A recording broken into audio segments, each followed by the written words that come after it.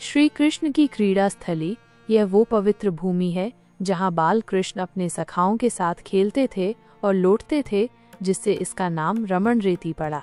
संतों की तपोभूमि रमण रेती अनेक महान संतों की तपस्या का स्थान रहा है, जो इसकी पवित्रता को और बढ़ाता है। रसखान जैसे प्रसिद्ध कृष्ण भक्त ने भी यहीं भक्ति की और अपना शरीर त्यागा। चमत्कारी रेत, भक्तों का मानना है कि यहाँ की रेत में लौटने और इसे शरीर पर लगाने से शारीरिक बीमारियां दूर होती हैं और अपना घर बनाने की मनोकामना पूरी होती है। यह भी माना जाता है कि यह रेत कपड़ों पर नहीं लगती, जो इसे और भी विशेष बनाता है। पवित्र पद चिन्ह, मान्यता है कि इस रेत पर स्वयं श्री कृष्ण, राधा रानी और बलराम जी ने अपने चरण रखे हैं, जिससे यह अत्यंत पवित्र हो गई है। रेत की गेंद का महत्व। गोपियों द्वारा गेंद चुराने पर कृष्ण द्वारा रेत की गेंद बनाने की कथा यहाँ की रेत के महत्व को दर्शाती है। भक्तों का मानना है कि रेत की गेंद बनाकर एक दूसरे को मारने से पुण्य मिलता है और दुख दूर होते हैं। नंगे पैर चलने की परंपरा। मंदिर की रेत में नंगे पैर चलने की परंपरा है, क्योंकि इसे पूजनीय माना जाता है और इसमें कंकड़ भी नहीं है। सिद्ध स्थान।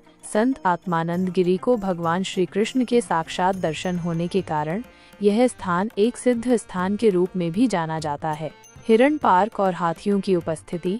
मंदिर में हिरण पार्क और आरतियों में हाथियों का आना इस स्थान की प्राकृतिक सुंदरता और विशिष्टता को दर्शाता है।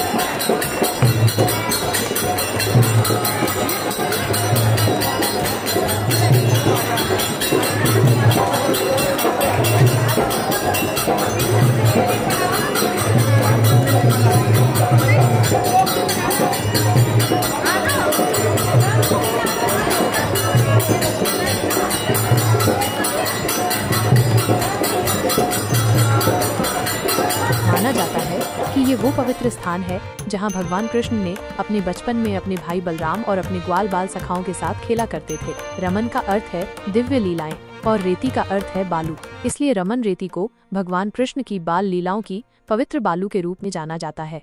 ऐतिहासिक रूप से लगभग 200 साल पहले प्रसिद्ध संत स्वामी ज्ञानदास जी ने यहाँ 12 वर्षों तक कठोर तपस्या की थी। उनकी भक्ति से प्रसन्न होकर भगवान ने उन्हें दर्शन दिए और उसी स्थान पर आज रमन बिहारी जी का मंदिर स्थित है। इस मंदिर में भगवान कृष्ण की उसी रूप में मूर्ति स्थापित है जैसा कि उन्होंने स्वामी ज्ञानदास जी को दर्शन दिए थे।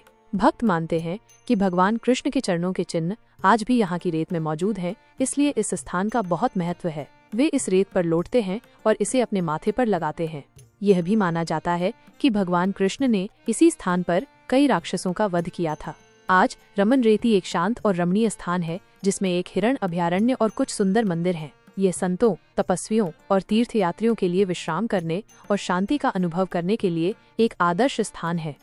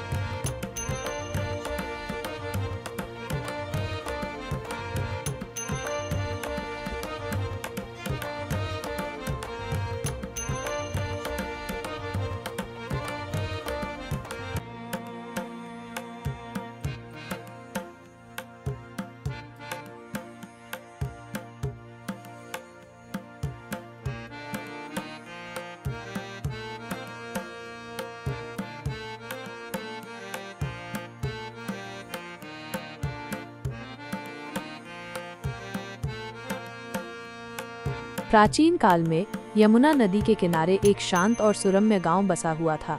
इस गांव के हृदय में एक पुराना मंदिर था जो दाऊजी महाराज और रेवती मैया को समर्पित था। दाऊजी बलराम के रूप में जाने जाते थे, शक्ति और न्याय के प्रतीक थे, जबकि रेवती मैया उनकी दिव्य पत्नी थीं, जो प्रेम और करुणा की मूर्ति थीं। गांव के लोग इन दोनों दिव्य विभूतियों में गहरी श्रद्धा रखते थे।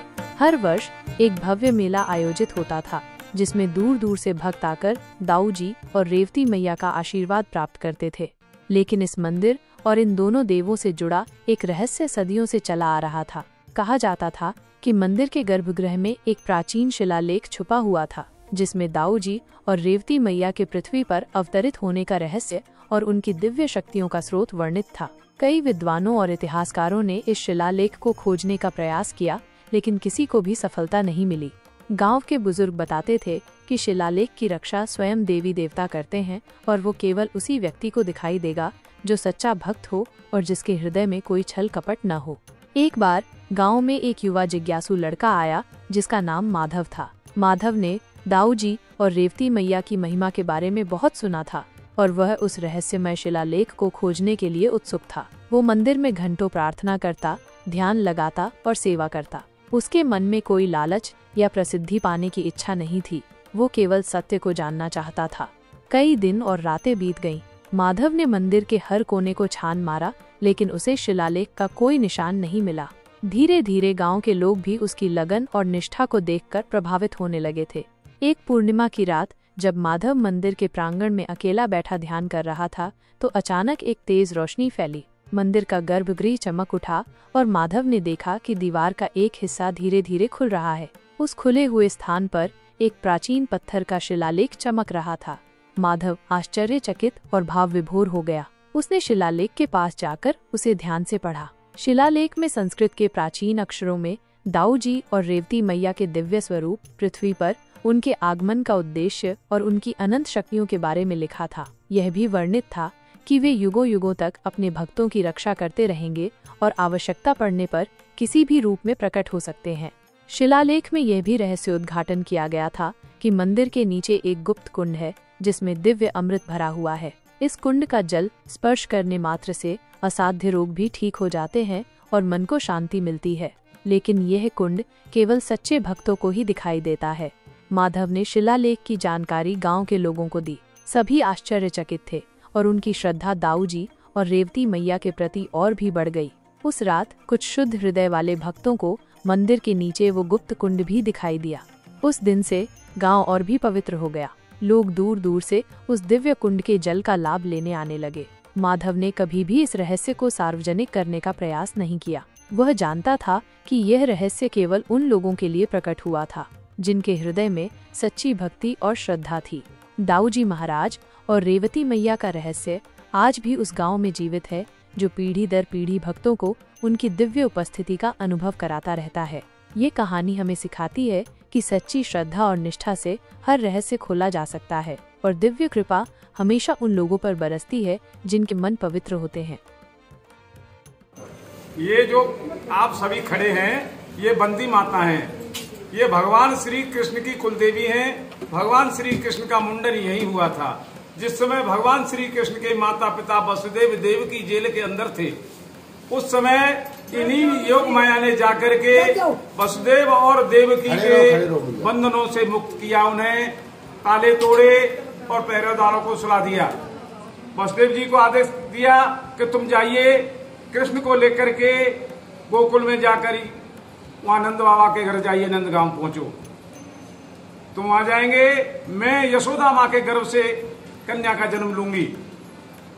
वो लेकर के गोकुल गए, वहां जाकर के कृष्ण जी को सुला दिया और इन योग माया यानी बंदी देवी को लेकर के पुनः कारागार में आ गए। जब कंस ने मारने के लिए पैर पकड़ के जमीन पर मारा, हाथ से छूटकर आवाज लगा दी, हे दुष्ट, मुझे क्यों मार रहा है? तेरा मारने वाला पैदा बोलो बंदी मैया की जय। जिस समय महाराज हुआ था, जिस समय महाराज हुआ, उस समय माँ बंदी ने बिंदी लगा करके राधा रानी, राधा माता का श्रृंगार किया। जब वहां पर कंस को मालूम पड़ा कि मेरा मारने वाला पैदा हो गया, तो उसने अपने राक्षसों को गोकुल भेजा और कहा 24 घंटे में जितने बच्चे पैदा हुए सबको मरवा दिया जाए। तभी जो नंद बाबा ने अपनी कुलदेवी आनंदी माँ से आग्रह किया कि आनंदी माँ, अब तुम्हारा नंबर आ गया, किसी भी प्रकार से इन बच्चों की रक्षा करियो। आनंदी माँ ने सब बच्चों की रक्षा, सभी राक्षसों को अपने हाथों से वध कर दिया। उनमें एक महिषासुर नाम का राक्षस था जो सबसे बलशाली था। वो माता ने अपने हाथों से मारा और उसके ऊपर अपने ही सवारी की। आज भी माता रानी जो है भैंसा पर सवार है। प्रत्यक्ष में मैं आपको दर्शन कराऊंगा, आप देखेंगे। ठीक है, बोला आनंदी माता की जय।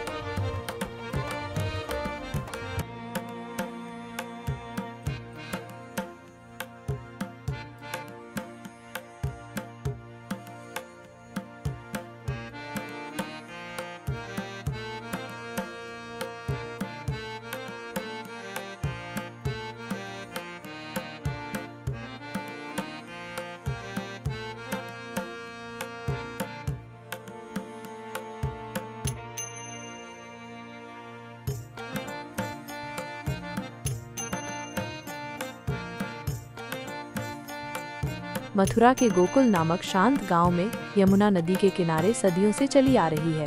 यह मंदिर न केवल एक पवित्र स्थान है, बल्कि भगवान शिव और बाल कृष्ण की एक अद्भुत लीला का साक्षी भी है।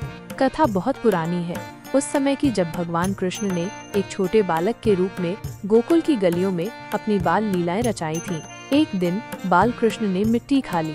माँ यशोदा यह देखकर बहुत घबरा गई। उन्होंने कान्हा से अपना मुंह खोलने को कहा। जब कृष्ण ने अपना छोटा सा मुंह खोला तो यशोदा माँ आश्चर्य से भर गईं। उन्हें उस छोटे से मुख में पूरा ब्रह्मांड दिखाई दिया, तारे, ग्रह, नदियाँ, पहाड़, सब कुछ। यह अद्भुत दृश्य देखकर माँ यशोदा भयभीत हो गईं। उन्हें समझ नहीं आ रहा था कि उनका छोटा सा बालक कौन है। व्याकुल होकर उन्होंने अपने आराध्य भगवान शिव को पुकारा। उनकी करुण पुकार कैलाश पर्वत तक पहुंची। तत्काल ही भगवान शिव अपने नंदी पर सवार होकर गोकुल की ओर चल पड़े। जब वे यमुना के किनारे पहुंचे तो उन्होंने देखा कि माँ यशोदा अपने पुत्र को गोद में लिए बैठी हैं और उनकी आंखों में चिंता की गहरी छाया है। जैसे ही भगवान शिव कृष्ण के पास जाने लगे, माँ यशोदा ने उनके गले में लिपटे सर्पों और उनके विचित्र वेश को देखकर उन्हें रोक दिया। एक माँ का हृदय अपने छोटे से बच्चे के लिए चिंतित था और वो किसी भी अपरिचित को उसके पास आने नहीं देना चाहती थी। भगवान शिव यह देखकर थोड़े चिंतित हुए।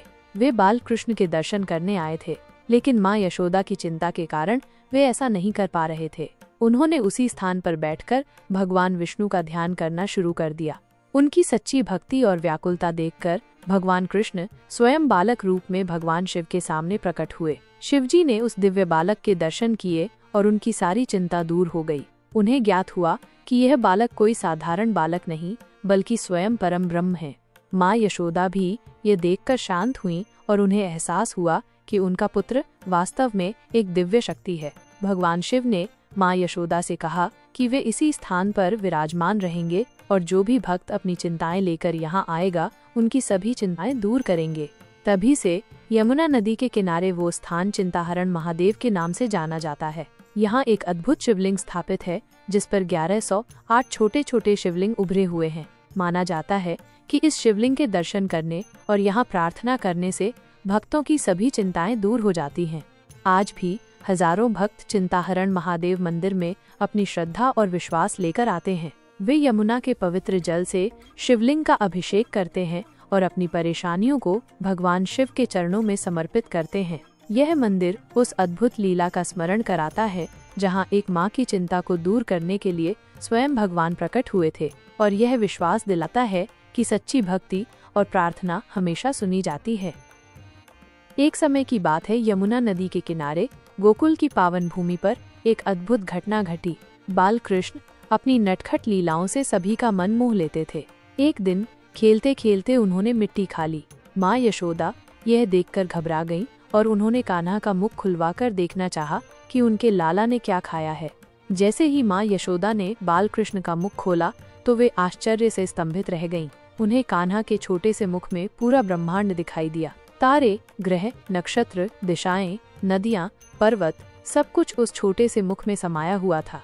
माँ यशोदा को क्षण भर के लिए अपनी आंखों पर विश्वास नहीं हुआ। यह देखकर उन्हें भगवान विष्णु के विराट रूप का स्मरण हो आया। जिस स्थान पर भगवान कृष्ण ने यह अद्भुत ब्रह्मांड लीला दिखाई थी, वो स्थान ब्रह्मांड घाट के नाम से प्रसिद्ध हुआ। समय बीतता गया और भक्तों ने उस पवित्र स्थान पर एक सुंदर मंदिर का निर्माण करवाया। इस मंदिर को श्री ब्रह्मांड बिहारी मंदिर के नाम से जाना जाता है, जिसका अर्थ है ब्रह्मांड को दिखाने वाले। कहा जाता है कि तभी से इस मंदिर में भगवान कृष्ण को मिट्टी के पेड़ों का भोग लगाने की परंपरा शुरू हुई। भक्तगण यमुना नदी के किनारे से मिट्टी लाते हैं, उसे सुखाकर, कूटकर और छानकर पेड़े बनाते हैं और प्रेम से बाल कृष्ण को अर्पित करते हैं। यह मिट्टी का प्रसाद इस अद्भुत लीला का स्मरण दिलाता है। आज भी श्री ब्रह्मांड बिहारी मंदिर भक्तों के लिए एक पवित्र और महत्वपूर्ण स्थान है। दूर दूर से श्रद्धालु यहाँ आते हैं, भगवान कृष्ण के उस दिव्य रूप के दर्शन करते हैं और मिट्टी के पेड़ों का प्रसाद ग्रहण करते हैं।